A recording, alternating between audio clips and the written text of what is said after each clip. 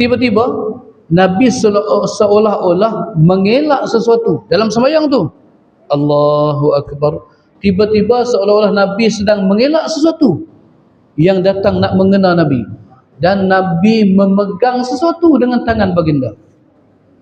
Maka sahabat rasa heran, rasa pelik. Habis sembahyang, maka sahabat tanya, ya Rasulullah, tadi ketika salat kami lihat engkau seolah-olah mengelak sesuatu dan engkau pegang sesuatu. Apa dia itu ya Rasulullah? Kami tak nampak. Maka Nabi cerita, Nabi sebut, sebenarnya ketika aku sedang salat tadi, mengimamkan salat kamu tadi, Nabi kata, aku didatangi oleh ifrit jin,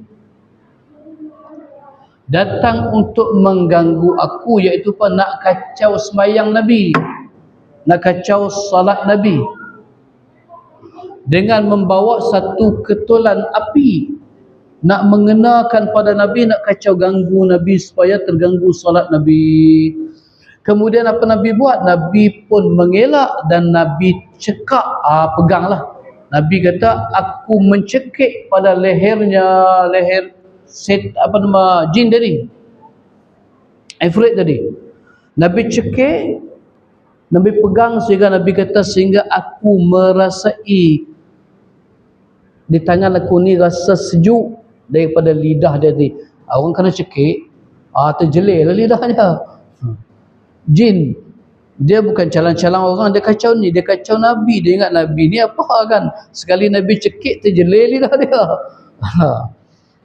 Terjelir lidah dia, sehingga Nabi kata, aku rasa ni sejuk di tangan ni, pasal kesan lidah dia tadi tu, lidah jin tadi tu. Ini cerita tentang cerita riwayat sahih. Maka Nabi kata, kalaulah aku tak ingat tentang doa saudaraku, iaitu Sulaiman, Nabi Sulaiman, sudah tentu aku akan ikat jin ini di salah satu tiang di Masjidil Haram, di masjid Nabi itu, aku akan ikat di situ supaya orang semua tengok. Geramnya tu kan, seolah-olah gitulah, seolah gitu kata Nabi. Tetapi kerana aku mengingati akan doa daripada saudaraku Sulaiman, Nabi Sulaiman kata kepada Allah, ya Allah, berikan aku satu kuasa yang tak ada pada siapa-siapa melainkan aku je kau beri. Iaitu apa? Hanya Nabi Sulaiman yang boleh menguasai segala jin-jin. Mana tangkap ke, menundukkan ke, hanya Nabi Sulaiman saja. Ni cerita sikit pasal jin ni. Pasal apa? Pasal zaman sekarang ni tuan-tuan, ramai sangat orang ni duk mengaku boleh tangkap jin ni. Banyak sangat. Minta maaf tuan-tuan, siapa-siapa di sini yang pernah menangkap jin, minta maaf lah.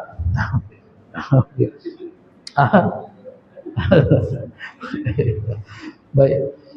Pasal Nabi, para ulama sebut itu khususiat, kelebihan, keistimewaan yang diberi pada Nabi je, boleh cekik leher jin tu sampai terjelir lidah tu.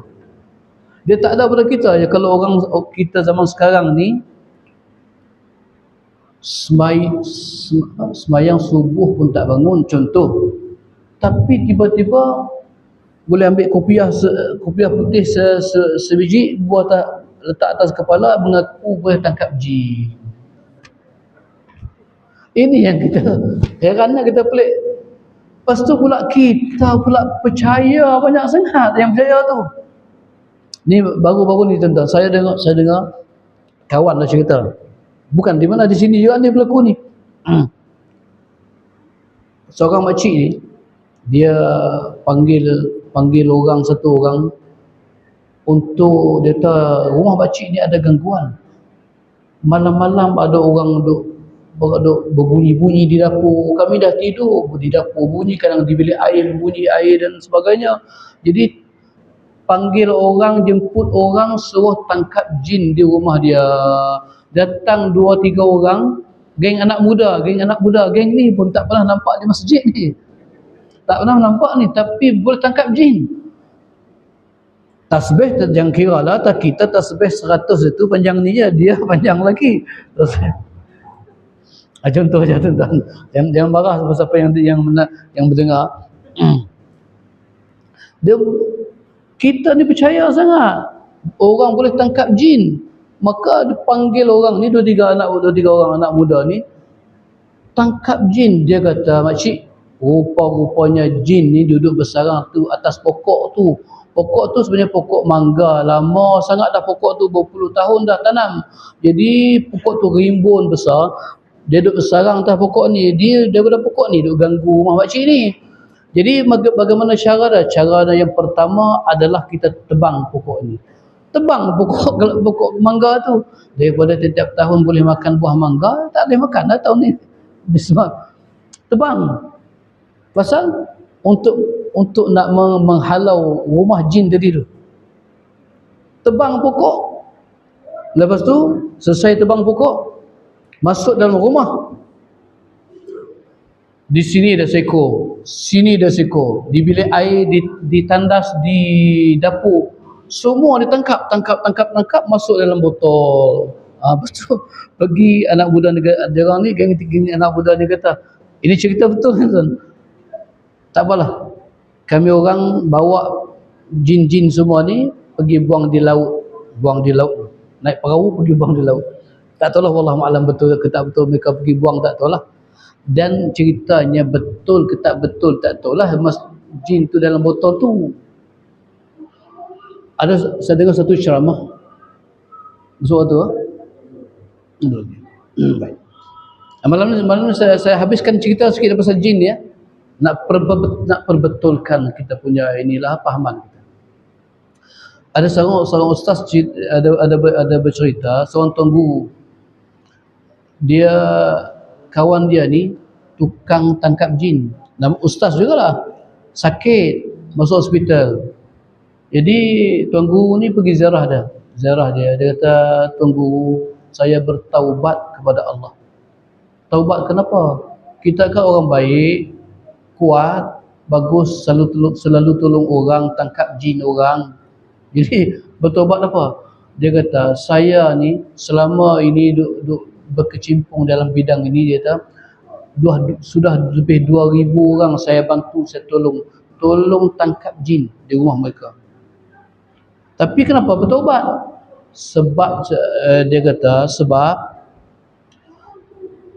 jin-jin yang dia tangkap ini entah betul ke tak betul pun tak tahu. Dia kata dia ada orang semua tangkap saja.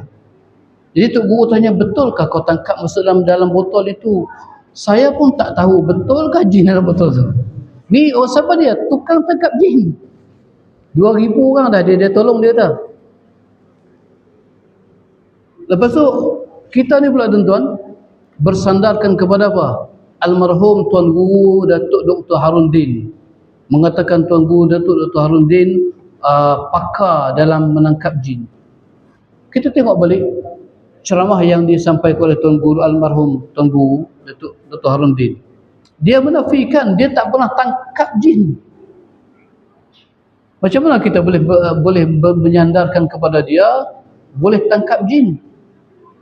Sedangkan Nabi cekik jin tu, itu khususiat kelebihan yang diberi pada Nabi je. Sebab Nabi kata tak ada orang lain boleh ada kelebihan itu melainkan Nabi Sulaiman yang menguasai segala jin. Nabi pun tak mau. Ilmu itu Nabi pun tak mau. Ilmu tangkap jin Nabi pun tak mau. Tapi bila masuk zaman kita, zaman 2000 ini, ramai orang-orang yang pandai tangkap jin. Banyak betul jin dalam negara kita ni, sehingga ramai tukang-tukang tangkap jin ni. Tangkap masuk botol, tangkap masuk botol. Jin itu dijadikan wa khalaqnahu min narin samum. Kami jadikan jin itu daripada hawa panas api itu. Tapi ada orang boleh tangkap jin, susah. Macam mana? Wallahu a'lam. Tangkap masuk dalam botol. Jin ini boleh menembusi cahaya. Botol putih, masuk jin dalam botol. Jangan kita terpengaruh cerita batu belah batu bertangkup tu.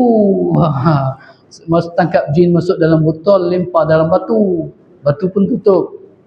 Itu cerita saja. Ni kita sini semua ni percaya orang boleh tangkap jin, percaya betul-betul. Jadi bahaya tuan-tuan. Takut kita ini boleh terjatuh kepada kepercayaan yang khurafat. Khurafat ini ujung-ujung nak bawa kepada kesyirikan kepada Allah Subhanahu wa taala. Okey tuan-tuan. Masuk? Okay. Nak azan boleh azan dulu tuan-tuan? Jadi saya habiskan pasal jin ni, ada pengajaran kita nak cerita pasal jin. Okey, silakan tuan-tuan. Boleh ke tak boleh, mampu ke tak mampu? Baik, kita dah sebut tadi. Yang kedua, hal perkara tentang jin ni. Ada orang mengaku dia bersahabat, berkawan dengan jin. Ada orang cakap kami tu kawan kami si kawan dengan kita orang semua ni penduduk taman Taman Tungku ni, kami si kawan kami nun bangsa-bangsa jin yang hebat-hebat nun. Kawan dia semua geng jin-jin semua. Ada orang mengaku macam tu. Tengok dulu hukum. Boleh atau tidak bersahabat ataupun berkawan dengan jin, apatah lagi meminta tolong dengan jin untuk buat apa saja. Contoh, untuk berubat orang, mengubati orang. Ni tuan-tuan, zaman dulu, zaman atuk-atuk kita dulu, bapak-bapak kita dulu, banyak berlaku di kalangan zaman dulu, mungkin kekurangan pengetahuan ilmu dan sebagainya, ramai bersahabat dengan jin. Ramai dia cerita, atuk saya dulu, jin dia bela jin 100 ekor. Kita bela kambing dia, atuk dia bela jin. Hebat betul atuk dia. Ni tuan-tuan, para ulama sebut hukum bersahabat ataupun berkawan dengan jin dua saja. Satu haram, yang kedua makruh. Tapi kebanyakan dan majoriti daripada para ulama mengharamkan bersahabat, berkawan dan meminta tolong dengan jin. Walaupun untuk baik. Dengan cara macam mana? Dia bersahabat dengan jin untuk tolong mengubati orang yang sakit. Orang dulu kan sakit dalam perut, sakit barah dan sebagainya, mana ada pergi hospital? Tak ada hospital zaman dulu kan, jauh hospital tak banyak. Jadi sakit, cari Tok Bomo, pakai jin mengubati penyakit. Tak dibenarkan, haram hukumnya. Ni kalau ada orang mengaku dia berkawan dengan jin, tak kiralah jin tu nama datuk itu datuk ini, tak kiralah jin hutan, jin gunung, jin bukit, jin pokok, jin laut, jin sungai, jin muara, tak kira kan. Tidak dibenarkan. Para ulama tak membenarkan kita berkawan, bersahabat dengan jin. Baik, mana tahu takut zaman kita sekarang ni orang malas berkawan dengan orang, berkawan dengan jin. Banyak berlaku. Baik, satu. Yang kedua, ada pula orang mengaku saya ini, contoh, Haji, lama sudah hidup membujang ni tak kahwin-kahwin, carilah calon kahwin. Kita rumah ada, harta ada, kerja ada, duit ada, tapi tak kahwin-kahwin, carilah calon. Tak ada calon, kami tolong carikan. Asyik payah. Kita orang si nampak macam kami orang hidup membujang. Tapi kami sebenarnya ada isteri. Mana isteri kita bila kahwin? Isteri kami baru kahwin nun, dapat di gunung apa? Tak kira gunung Mulu, Buaniah di gunung apa, kinabalukan dan sebagainya.